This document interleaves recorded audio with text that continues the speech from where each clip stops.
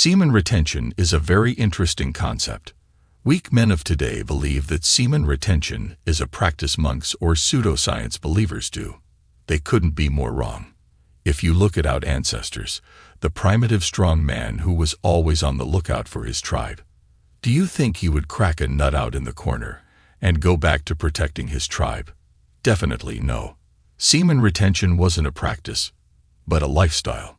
It's only in the recent years that mind programming has had us believing that semen retention is only for pseudoscience believers. Take horses, for example. In order to make sure that the horses win the race, their owners keep them away from the females. This way they make sure that the horse is full of life liquid and can stay strong, fast, and on top of the game. This is why self-development is so interesting.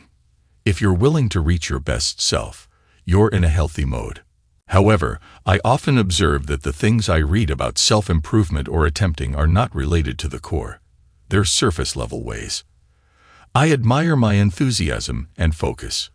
But still, when it comes to appreciating life in its current form, I wasn't really doing it, not living in the present moment. Know your present self. Whatever I was doing wasn't helping me improve my existing self at that particular moment. It was more about trying to reach an external goal and make it the present moment. That, I guess, is what we all do and suffer from. We tend to sacrifice the existing moment to obtain something that's quantifiable. For example, status, position, power, etc. Is this real self-development? I'd say, no, it's not. If you're unable to enjoy and appreciate what life has brought for you in your present moment, you may not be practicing self-development in the right way. Self-development is more about getting connected to the moment you're in and appreciate it.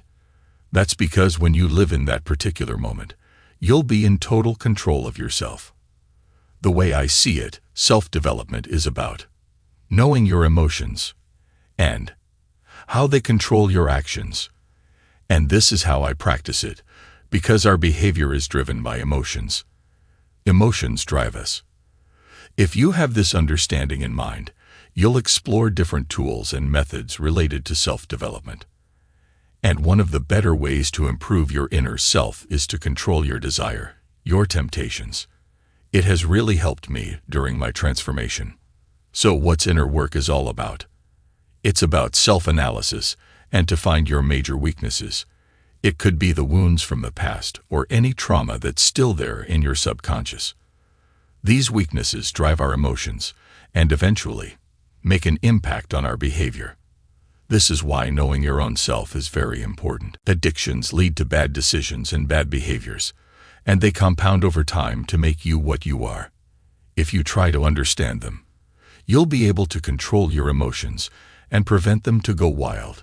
While inner work can be perceived as a therapy, its span is quite wide. There are lots of different tools, methodologies, and ideas. Once you detach yourself from your emotions and behaviors, you'll find it much easier to stop wasting your energy on worldly and materialistic things. This saved energy, in turn, will do wonders for you. From a testimonial of one of our Fapstronauts. This is what he had to say. In my case, I adapted to this lifestyle in 2016. From that point onwards, I began to deal with my weaknesses and internal fears.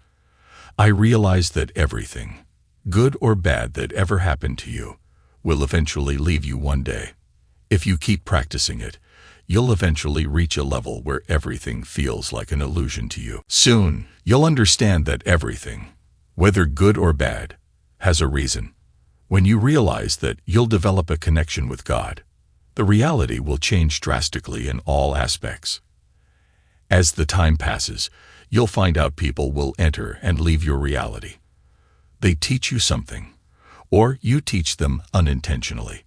One day, you fight at work, and the next day, everything becomes normal. You meet new people at work while the old faces perish. That's the rule of the universe. Everything simply is. You don't need to get concerned with a whole lot. Simply detach yourself from what the world has to offer, and instead of fighting it, just accept the reality and move on. Take a boat, for example. If the water around the boat came inside the boat, what would happen? It would sink, right? Did the boat ever say that I don't want to sail on water because it can take me down? No. In fact, the boat needs the water.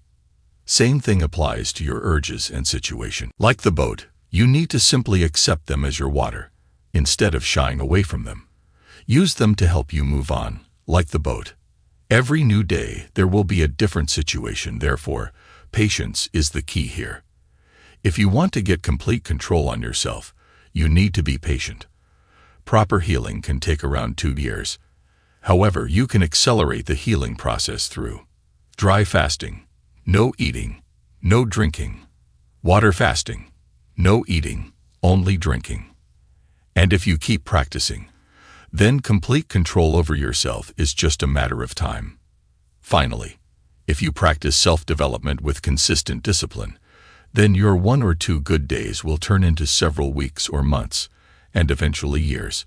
By focusing on your inner self, you'll feel the presence of God and the Holy Spirit around you, and things will only get better with time. So be patient.